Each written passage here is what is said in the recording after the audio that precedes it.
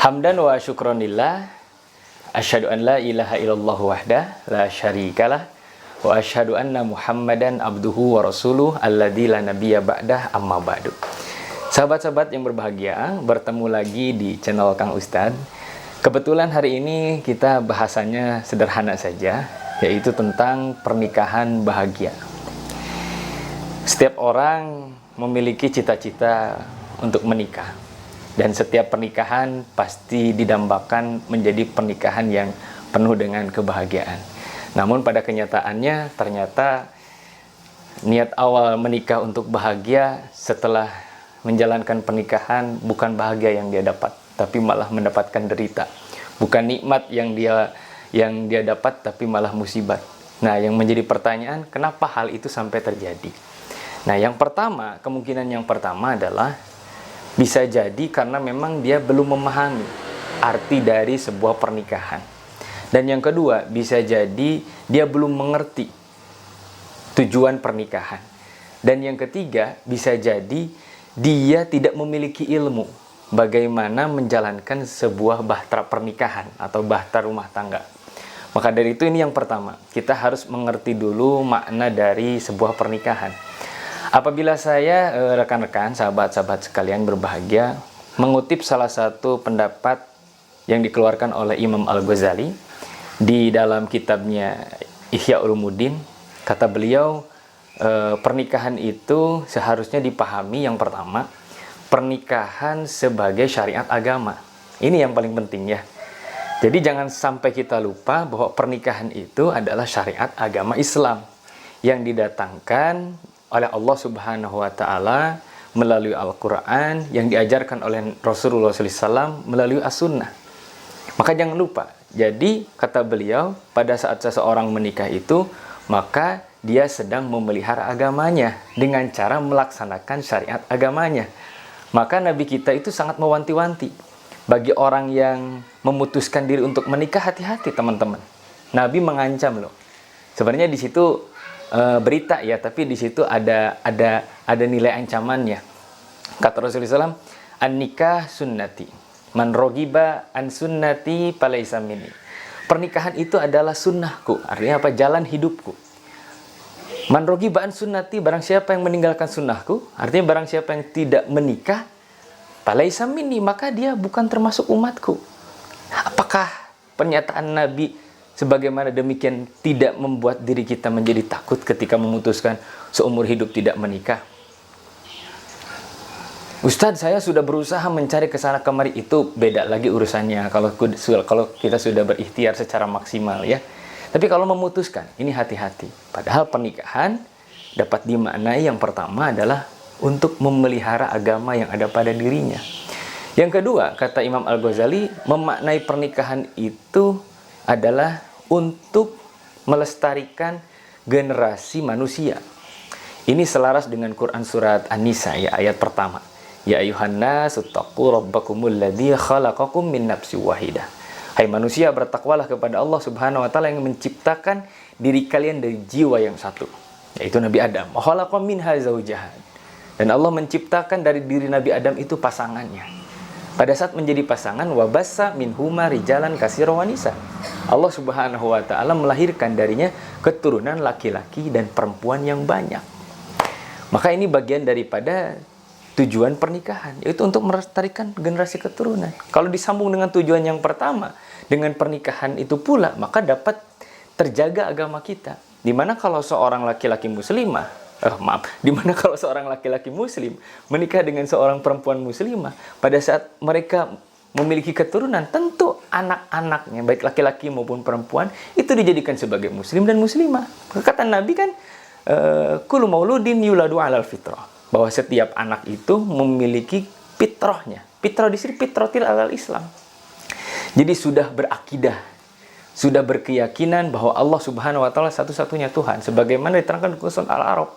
Sebelum ruh itu ditiupkan ke dalam rahim bayi kan, si bayi ini sudah ditanya dulu, alastu bi rabbikum, bukankah aku ini adalah Tuhanmu? Maka mereka menjawab, bala syahidna, bahwa kami sudah bersaksi. Jadi setiap bayi itu sudah bersahadat. Tapi nanti pak bawahu, kedua orang tuanya, yuhawwidanuhu, yang merubahnya menjadi seorang Yahudi, yubajjisanuhu, merubahnya menjadi seorang Majusi, yunassironuhu, merubahnya menjadi seorang Nasrani. Itu tergantung kedua orang tuanya. Lalu kita maknai pernikahan ini untuk melestarikan keturunan. Bahkan Rasulullah SAW itu merasa bangga dengan umatnya yang ketika mereka menikah itu melahirkan banyak keturunan. Bahkan ini dianjurkan kan? Tajawwajul wadudul walud fa inni mukasirun bihi umamul yaumal qiyamah. Menikahlah dengan perempuan yang subur, yang terlihat memiliki potensi banyak anak. Karena aku pada hari kiamat itu bangga menjadi nabi yang memiliki banyak umat. Karena apa? Karena lahir anak-anak dari rahim perempuan-perempuan muslimah, perempuan-perempuan yang soleh. Yang terakhir, kata Imam Al-Ghazali di dalam kitab Ihya Ulumuddin tersebut, makna pernikahan itu adalah untuk memerangi musuh yang paling berat dalam kehidupan dunia kita. Siapa? Yaitu syaitan. Inna syaitana aduwwum mubin. Sesungguhnya setan itu adalah musuh yang nyata. Di mana setan salah satu alat untuk menghancurkan diri kita adalah menjadikan hawa nafsu kita itu sebagai alat penghancurnya.